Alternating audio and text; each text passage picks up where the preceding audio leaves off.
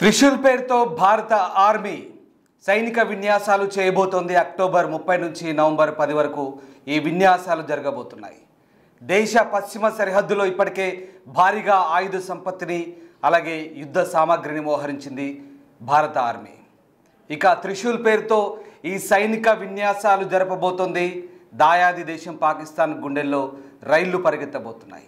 ఇంతకీ త్రిశూల్ పేరుతో భారత సైన్యం చేసే ఈ సైనిక విన్యాసాలేంటి, ఎలాంటి ప్రదర్శన చేయబోతుంది, ఇప్పుడు ఈ వీడియోలో తెలుసుకుందాం. ఆపరేషన్ సింధూర్ పేరుతో భారత్ పాక్పై చేసిన యుద్ధాన్ని ఎవ్వరూ మర్చిపోలేదు. దాదాపు నెల రోజులకు పైన పాకిస్తాన్కు నిద్ర లేకుండా చేయడమే కాకుండా ఆ దేశ సరిహద్దులోని ఉగ్రవాద స్థావరాలను కూడా ధ్వంసం చేసింది. ఈ ఆపరేషన్ సింధూర్తో భారత్ శక్తి ఏంటో ప్రపంచ దేశాలకు పరిచయం చేసినట్లయింది.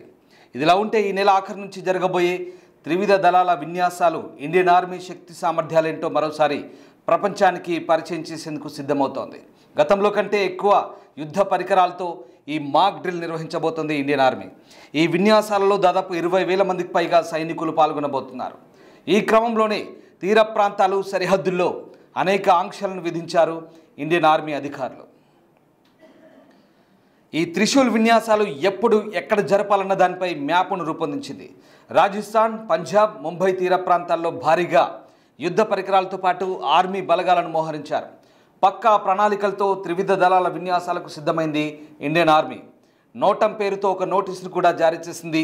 ఇస్లామాబాద్, దాని మధ్య దక్షిణ ప్రాంతాల్లో అనేక ఎయిర్ ట్రాఫికింగ్పై ఆంక్షలు విధించింది. పాకిస్తాన్ సరిహద్దులో త్రిశూల్ విన్యాసాలకు భారత్ సిద్ధమైనందున పాకిస్తాన్ కూడా కొన్ని ఆంక్షలు విధించింది. పాకిస్తాన్ సరిహద్దుకు మధ్య దక్షిణ ప్రాంతాల్లో ఉన్న మల్టీ లెవెల్ ఎయిర్ ట్రాఫికింగ్ మార్గాలపై నిఘా పెంచింది. ఈ మిలిటరీ డ్రిల్ కోసం భారత్ సుమారు 28,000 అడుగుల విస్తీర్ణంలోని గగనతల అలాగే తీర ప్రాంతాన్ని కూడా ఎంపిక చేసుకుంది. ఈ మిలిటరీ డ్రిల్లో పూర్తి స్వదేశీ సామర్థ్యంతో తయారు చేసిన క్షిపణులను, రాకెట్లను, యుద్ధ పరికరాలను మాత్రమే వినియోగించబోతున్నారు. ఆత్మనిర్భర్ భారత్లో భాగంగా రూపొందించిన కొత్త ఆవిష్కరణలను ఇందులో ప్రయోగించనున్నారు. ఈ విన్యాసాలను ఎందుకు నిర్వహిస్తున్నారన్న దానిపై ఇండియన్ ఆర్మీ స్పష్టత ఇచ్చింది.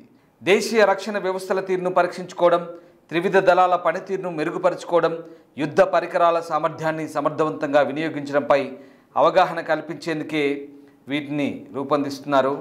ఇక మే నెలలో జరిగిన ఆపరేషన్ సింధూర్ తర్వాత పాకిస్తాన్, భారత్ మధ్య ఉద్రిక్త పరిస్థితులు పెరిగిన నేపథ్యంలో పాక్ కవ్వింపు చర్యలకు అడ్డుకట్ట వేయడం కోసం తన సైనిక బలాబలాలను ప్రదర్శించేందుకు భారత్ సిద్ధమైంది.